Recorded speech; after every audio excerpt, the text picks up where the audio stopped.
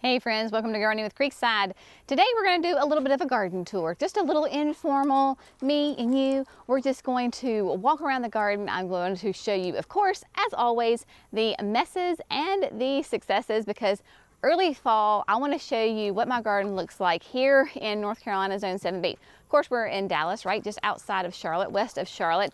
And I think it's really important to share with each other what our gardens look like throughout the year, because we kind of get this perception of, you know, our gardens are always supposed to be like picture perfect worthy. At least I hope you don't have that. Sometimes I fall into that trap, especially with social media. So I just want to show you what you can expect your garden to look like. And if you see something in my garden that looks like in your garden, then you can go, oh, okay, I don't feel so bad. So, for example, let me tell you this. This week, my mom, Alyssa, and I met our friend Kata, you know, from Walter's Gardens, up at Plant Delight's Nursery in Raleigh. This is a world famous nursery. They specialize in perennials and they do mail order, and they'll have open houses, but they have an amazing botanical garden. I mean, it is gorgeous. It's free, it's open to the public, and you can go and tour that. So check out Plant Delight's Nursery in Raleigh. But we were there because Kata used to work there, and she's very familiar with that and knows the staff and knows the owner and all the way around. So she took us for a little tour, and it was so nice and refreshing to see this world famous botanical garden, this nursery, and I saw some things that looked like mine do in my garden where I think, oh my gosh, this looks bad. What did I do wrong? Nothing. It's called We're Gardening in the South. So I just want to share that with you. And also, fun little surprise, a little Cersei for the day. Cersei is like a little gift, just a little freebie gift. Nothing, you know, nothing that costs a lot of money. My grandmother would send me Cerseis when I was in college. So if you've never heard of what a Cersei is, there you go. A little Cersei for you today is I'm going to show you a never before seen garden. Yep, we were working on a project for Proven Winners this summer, and I haven't shown it to you. So I'm gonna show it to you today. It's fun. It'll be a lot of fun. All right, of course, here we are standing in the shade garden alongside the house. I do have my faithful furry sidekick, so hopefully she will behave herself today, and I'm sure she will keep you entertained. This space along the length of our house, and no secret, this is our kitchen. I've told you that many times. Obviously, the driveway is right there. Very high traffic area, so we see this a lot.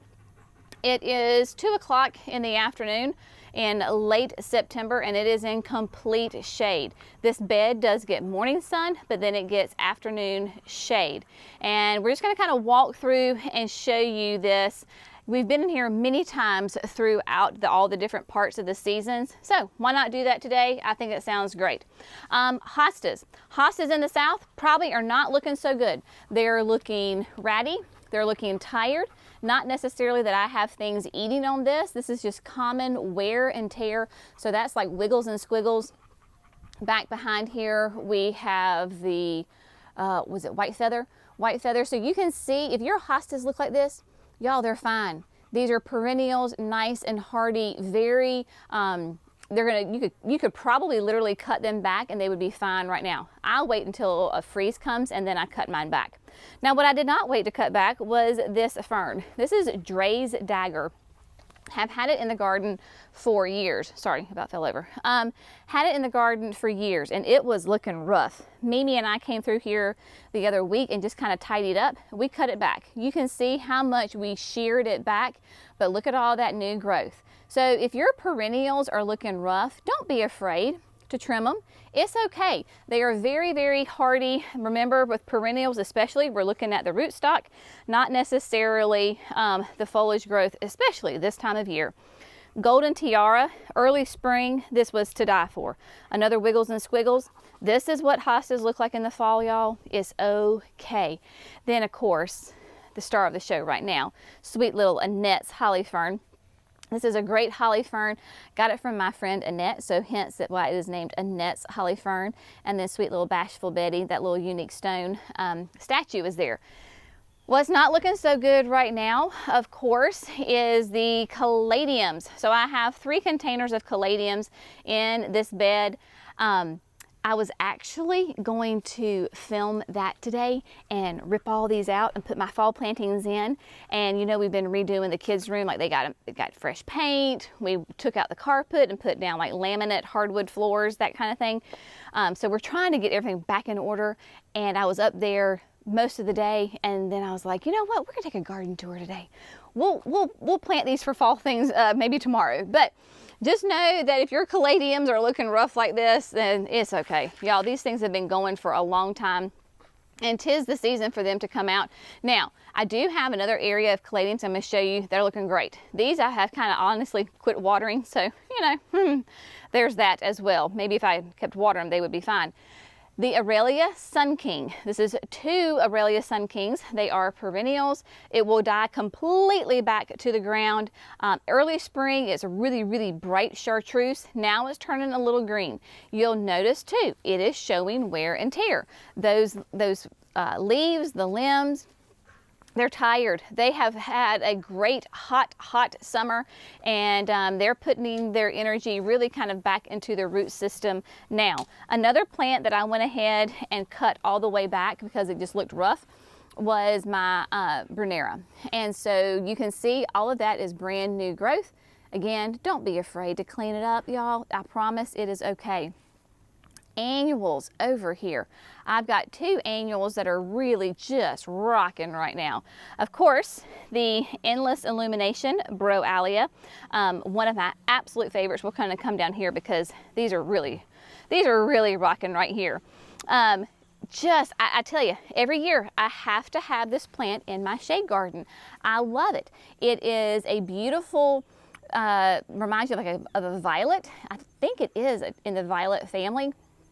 Nice mounds on it, beautiful, rich, big flowers, and easy. I mean, low maintenance. You need to water it, you know, consistent water definitely on it, but it just is a rock star performer. And then y'all, look at this. Look at that Rocapuco. She is rocking, no pun intended. I believe this is the coral reef. Look at those beautiful double flowers. These impatiens, again, not fussy at all. Now, they do need a little bit of consistent water, but not really fertilizer. They're not huge, heavy feeders. So feel free to, you know, put that slow release fertilizer down, some compost, and it will perform great for you.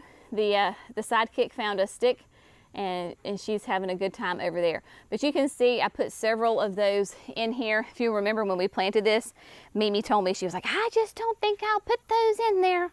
Well, she and I need to have a little word now, don't we? Because look how gorgeous that thing is right there. One plant I'm super excited about is my camellia. This is White by the Gate. And White by the Gate is a Japonica camellia, meaning that it is going to bloom in late winter. The reason I know that is because look at these big leaves. Sasanquas are your fall bloomers, and they have a leaf that's probably half this size. But White by the Gate, this will be her 2nd winter in the garden. Had to think for a second. Look at all the huge flower buds that are covering this camellia. White by the Gate is a massive double pure white flower.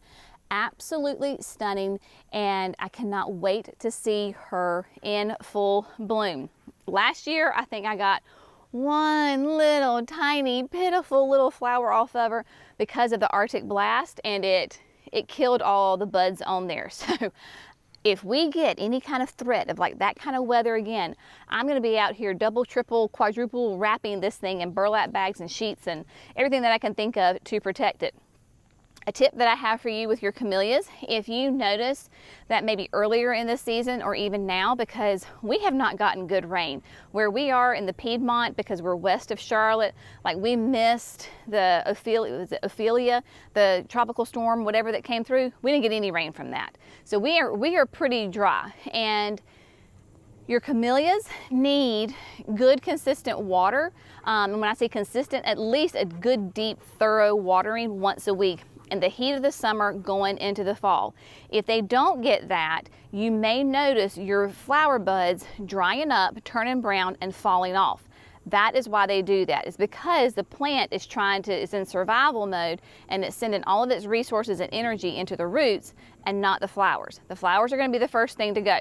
So I have been faithfully watering her all throughout the heat of the summer and into the fall. Now that our temperatures are cooling down, like I said, once a week I'll come here with the hose and give her a nice good drink of water. Clearly she is very happy. Now behind us over here, you will see a couple of things.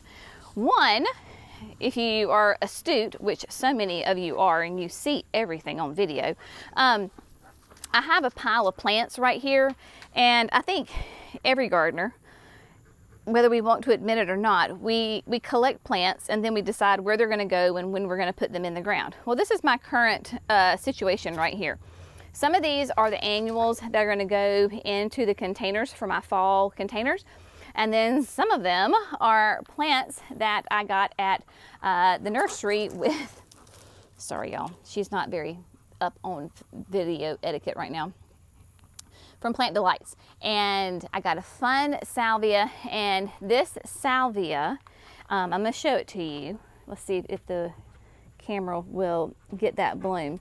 It's a really pretty, and the flowers, this is just the calyxes right now that are showing, but it's a white and blue, like a bicolor salvia color. And if you look at this plant, let me just show you. This is a little education moment here, my friends. All right, look at this plant. And you may go, Jenny, why in the world did you spend good money, hang on, good money on, watch out, bee, move. Why did you spend good money on that stringy, gosh awful, stick looking plant? It just looks terrible. Why would you do that? Well, it's because one, I know plants. And then also it is called, I don't know if that tag will show up. It is called Phyllis Fancy. Jerry's mama was named Phyllis. She passed away a couple of years ago. And one, I love the blooms on it. And then when I saw the name, I was like, yep, gotta have this one. But yes, she looks rough, but when you look up close, right here on the stem, I'll see if it'll show, I don't know. There are new growth coming out right here. I will get it planted, I will cut it, trim it back, and it will flush out. And next year it is going to be gorgeous. So, you know, even me, I practice what I preach when I tell you, don't freak out if a plant doesn't look primo. This certainly does not look primo, but it's okay, and it will do great in the garden. Now, also, the garden. Let's come over here to the cottage garden, because we're just gonna do a quick little overview. We were just here not too terribly long ago, I think, when Mimi and I came through here, cleaned up some stuff, just to give you an idea of what the cottage garden looks like. All we were doing when we were in here was trimming back perennials that need to be trimmed back, pulled the sticks out of the daylilies. Yeah, I'm trying to think, it was weeded. There wasn't too many weeds in here. I did go ahead and pull out the petunias. They were looking rough, so they are gone. This is my milkweed. It is, she is going ahead and popping out her seed pods, and so that's what, if you have milkweed, that's what it can do with its little seeds. What I really want to show you is up here. Look at this, y'all. I think next year I'm just going to turn all my boxes into basically like a cut flower garden. The vegetables, just blessed. I just don't have the time to devote to them. Zinnias, dear heavens to Betsy, y'all. Look at this bed. And for those of you that have been paying attention, yes, this is the flower bed that has the dodder, D-O-D-D-E-R, weed in it. It's an invasive weed, a parasitic weed. I started these zinnias from seed, and then I transplanted them in here, used preen so that none of the daughter seed would germinate. Any of those seeds would germinate, and y'all, this is insane. When I first planted it, I was like, I don't think I have enough plants. I planted 6 plants on this side alone. There are no plants planted on the other side. If you are looking for a fantastic cut flower, you cannot go wrong with zinnias. This is, some people call them zinnias, I call them zinnias. This is the Benary's Giant Mix. I love Benary's Giant. When we did cut flowers at the farmer's market, this is the only variety we did. Of course, you have no clue what your colors are going to be when you put them in the ground. I love this one. It is like a bicolor. Don't think it's supposed to be that way, but it is. Isn't it beautiful? We've got some gorgeous reds back here as well. They are just doing great. Really had just a very little bit of powdery mildew on this at the very end of the season. Otherwise, doing great. All right, hydrangeas, little limes, and then back in the back, firelights. If your panicle hydrangeas look like this, that is totally normal when you're in the South. They rarely ever turn pink, so don't feel bad. This is what they do, but you can still see a difference between the two. And then I did this flower bed full, and I mean full of sunflowers. I had a bunch of different of the Pro Cut series seeds. I mixed them all together, threw them down here in 3 rows. I planted them extremely close together. I know I did. I did not thin them out. I said, you know what? We're gonna go for lots of skinny, slender sunflowers, pushing it here to the fall, and man, it has served me well. This is the first one that is germinating and flowering, so I can come through here and cut them if I want to for, of course, vases, or I can leave them alone, enjoy them from a distance, and let all of my pollinators and my sweet little friends in the garden enjoy them. I'll probably do a little bit of both. But the Pro Cut series is a wonderful series. It is pollenless, meaning that it will not drop pollen in your, like if you use them as a cut flower, it will not drop that pollen.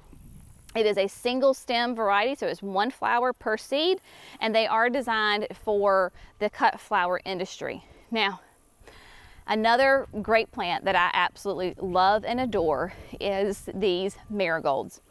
This is the Durango Outback Mix. Started it from seed again. Oh, I got a little hummer. We're interrupting her. She's going to the basil. I adore this marigold.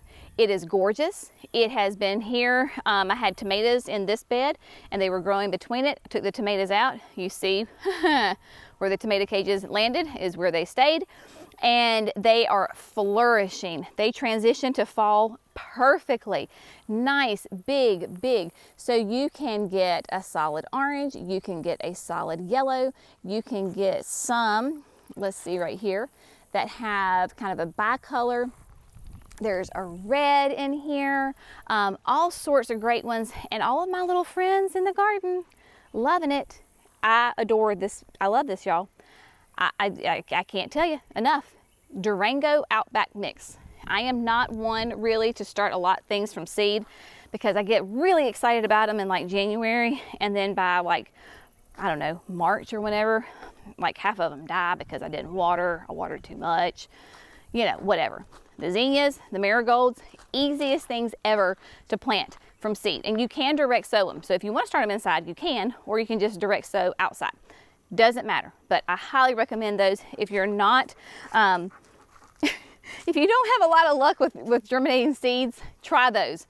The sunflowers, the zinnias, and the marigolds. I will try to remember to put the names of those in the video description or the comments because those are the surefire, easy ways to start some seeds in your garden for beautiful cut flowers that last for months and months and months and months. All right, here we go. Now, moving on around here to the forest pansy bed.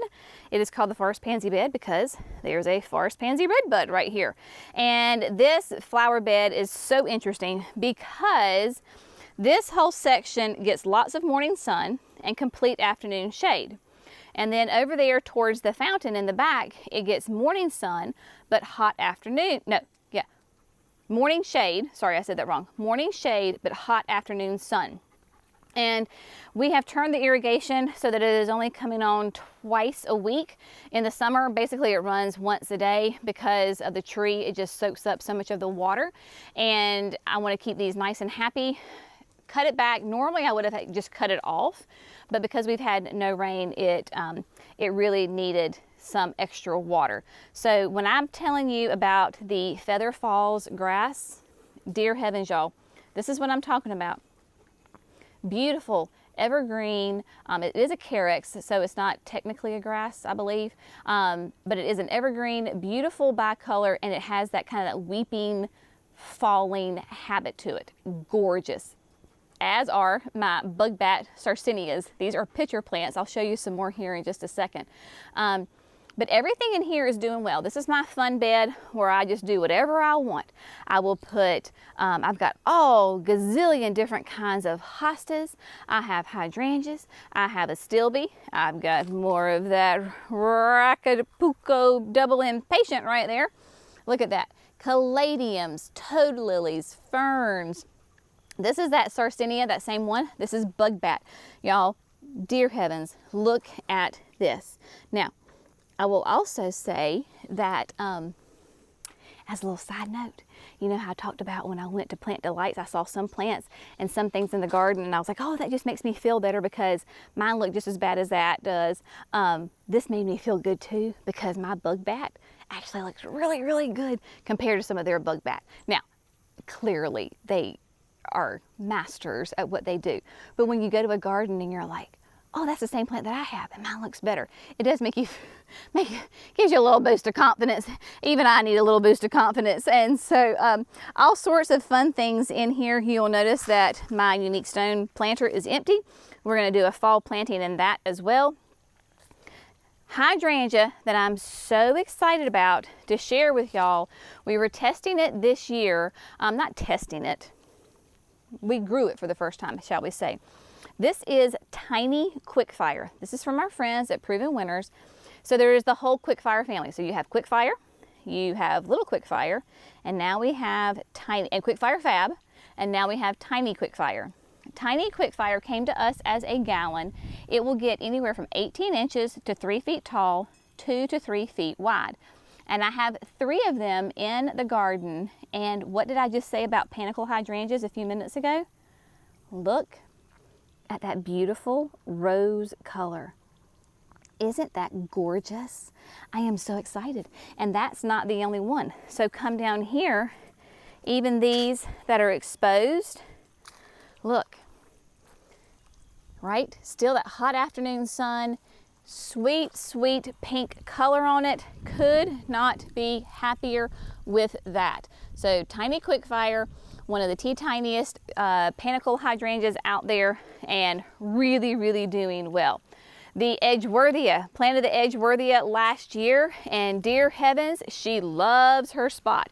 So Edgeworthia is typically, you think of more of a shade or filtered sun. She is in the shade until the afternoon.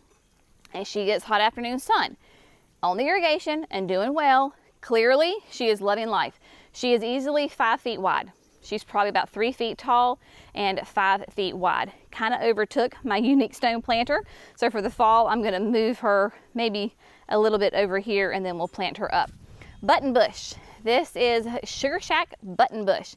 Another great native plant that loves the water, and I got my first blooms on it this year, and this is kind of the fall, the little red spiky, so it is doing just as well.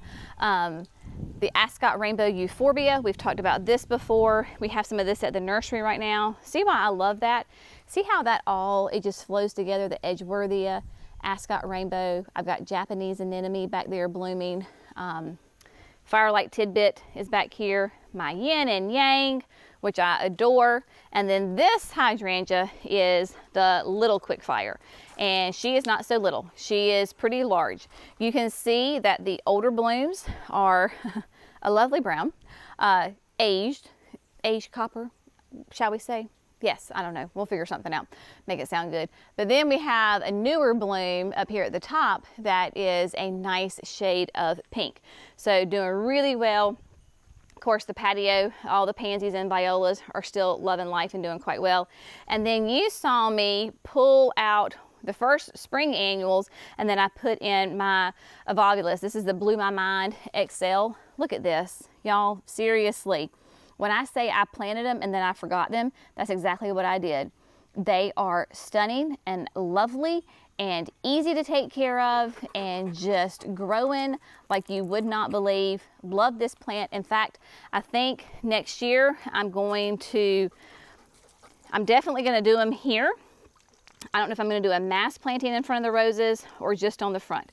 Haven't decided yet, but the Bloom My Mind XL is going to go in there for sure. The hibiscus, I've got, these are the Valentine's, nope, Lilac Crush. Lilac Crush still doing well, as are the gardenias right here. This is the Chuck Hayes. Love that one. Pentas, yeah, they're hanging in there, but they look good. Like the foliage looks good. The bees are happy, so it stays. They're going to stay there. Incrediballs are alive. Sometimes that's how you gauge your success. Is it alive? Yes. All right. So they desperately need some fertilizer. And I should have done it about a month ago and would have been fine. Since we're going to be so close into freezing or frost, I'm just going to leave it, and then I'm going to compost them well with my Land and Sea. That way they'll have good food over the winter, and then we'll just deal with it. We'll deal with it next year. And then, of course, the fountain, and then the roses are flushing back out some new growth, doing well. Back here in the back, people ask what those are. Those are tea olives. Those are the sweet osmanthus tea olives, doing really well. They took a massive hit from the Arctic blast. They have rebounded and are doing really well, as my little sweet little encore azaleas right here. This is a beautiful double hot pink, and I have a whole row behind here. They too took a massive hit in the Arctic blast, so I think they mature at 3 to 4 feet. So the idea is that they'll have kind of a fill in right here, but they have bounced back quite nicely, doing their fall blooms. So very happy with those. Now, this is not the teaser that I was telling you about, but it is a teaser in the fact of I am growing one of the new caladiums from Proven Winners for next year. So I wanted to share it with you so you can write it in your garden journal. If you see this plant next spring, or you see it on like a pre-sale or somewhere and you love it, go ahead and grab it, because I imagine, since it's the new introduction for next year, it's going to have limited quantities.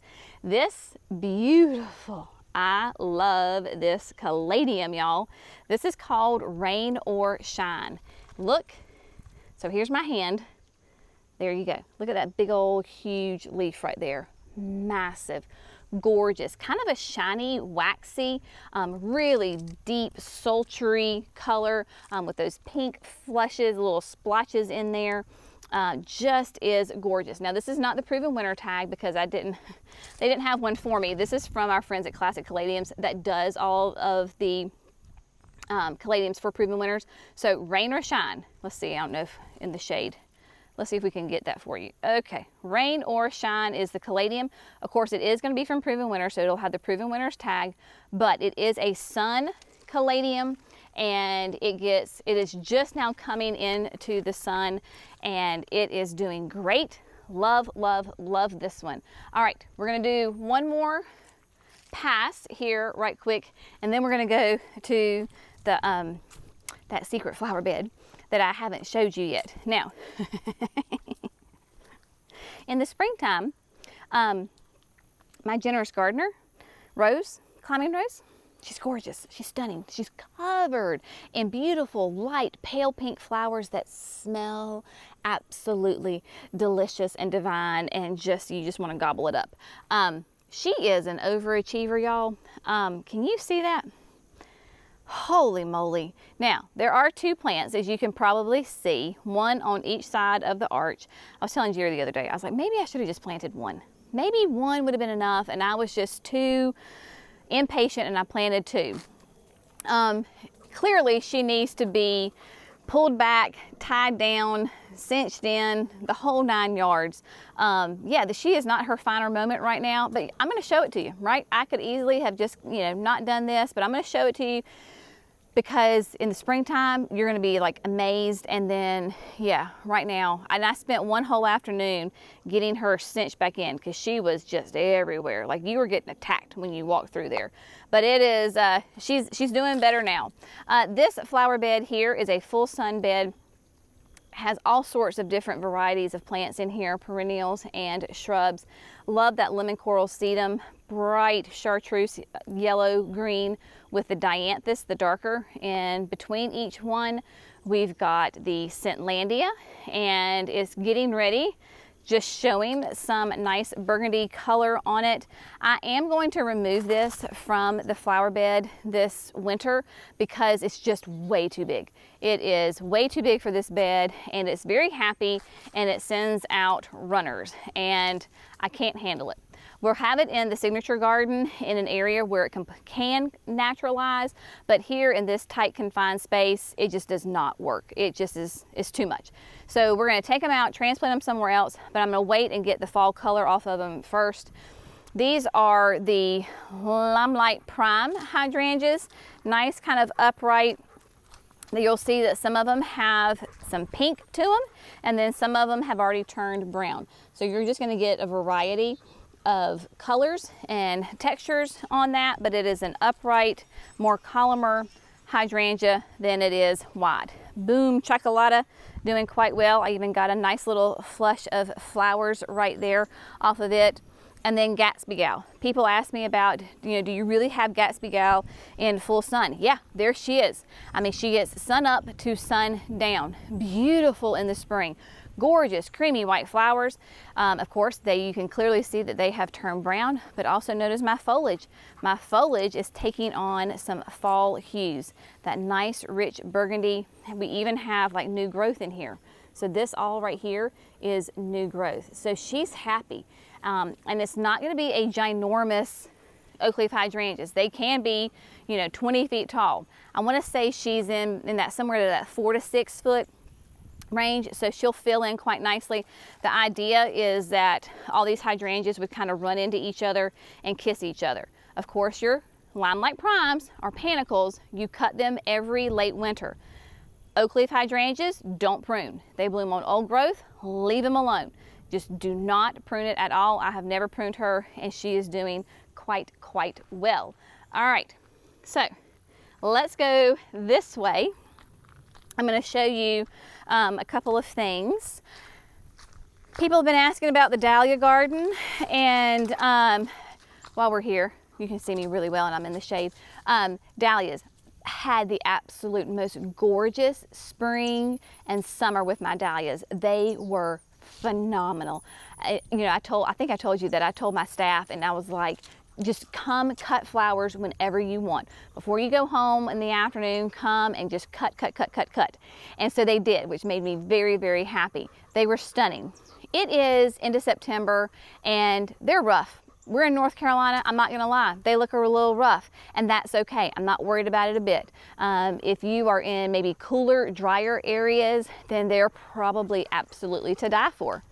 Mine are not to die for. I do have some really pretty flowers in there, but you gotta look a little hard. So I'll show you those. I planted some Mexican sunflowers as we passed by right here from seed as well. Planted those between the hollies right here, and they have done well. My butterflies and pollinators have enjoyed them very well. All right, so here we go. Dahlias. Hopefully this will make somebody feel better. Oh my gosh. Okay, so we have the dahlias in here, and you can see I could do a better job, obviously, of the windstorms came and knocked them down. I didn't get here in time enough to pull them up. Yes, I have got weeds in here, that darn spreading grass like Johnson grass. It's not even Bermuda, it's just a weed. It's pesky. But look, you could come through here and find some gorgeous dahlias. They are in here. Beautiful new growth all right in here. This tube is on irrigation twice a day. No, not twice a day, twice a week, sorry. Really fun little colors, and I know it's really bright right now, y'all, but it is what it is. So I'm gonna show, look at that. See, there is beauty in the ashes, y'all. Don't think your garden has to be spectacular 100% of the time. Not gonna happen. You're setting yourself up for disappointment. Find the beauty in the mess, right? That is life. The more we can find the beauty in the mess, we will be much more content with our situation and our lives. And there is a massive spider web, so we're gonna go this way around here. Look at that. This one has been producing, I mean, non-stop, and there's buds all over it. Look at this sweet white. Oh my goodness. I love it. Such beautiful, and look how tall that is, right? So are there dahlias in here? Absolutely. Does my Dalia Garden look like it should be on the cover of some, like, I don't know, Home and Country magazine, or Better Homes and Gardens, or Fine Gardening? Nope, sure doesn't. Am I okay with that? Yep, sure am. Look at this. Oh my gosh. I'm gonna have to come back out here with my clippers, y'all. Look at that. Beautiful, absolutely stunning. So there you go. So that's my life lesson for you. Comparison is the thief of joy. Enjoy what you have. All right, here we go. Secret garden, right here. Now, again, messes and successes all in the same flower bed. So our friends at Proven Winners approached me back in, I don't know, late winter, early spring, and asked if I would do a garden kind of based on the idea of like a square foot garden. They wanted to approach it as what can you get the most bang for your buck on? Right. So which plants can you purchase that will give you the biggest show, the most vigor, the longest lasting, that kind of idea. So this is the creation that I came up with. Might see that next year in the garden idea book. We will see. The jazzberries are looking rough right now. Once I got the photos for Proven Winners, honestly, y'all, I was just like, okay, the photos are in, they're happy, we're walking away. So yes, I know that the jazzberries could look a little bit better, but that's all right. Imagine, I have pictures, I'll show you what it looked like when they were all full. All right, let you know. You want to guess how many plants? The total number of plants. Put it in the comments, real quick. The total number of plants that are in that space. Is it 7? Is it 15? Is it 20? Tell me your number. Just put it in the comments. Let me see. 10. Yep. So if you bought one tray of 10 annuals from Proven Winners, you could have this. So what it is 3 of the climbing sweet potato vine, black coffee, the upside black coffee. Then we have got 4 of the skyrocket grasses, and then we have 3 jazzberries. And y'all, I planted them, I put down biotone, I put down the continuously release fertilizer. It is on drip irrigation, and there you go. The sweet potato vine, as always, like I knew it would be, is a very vigorous, very happy, very, very happy plant. And when I'm telling you, I planted 3. I literally planted 3 plants right here. It does the perfect job of hiding that chicken wire. Remember, this used to be our chicken coop, and we kind of turned it into a little bit of a garden shed right now. But from this angle, like, you would not know.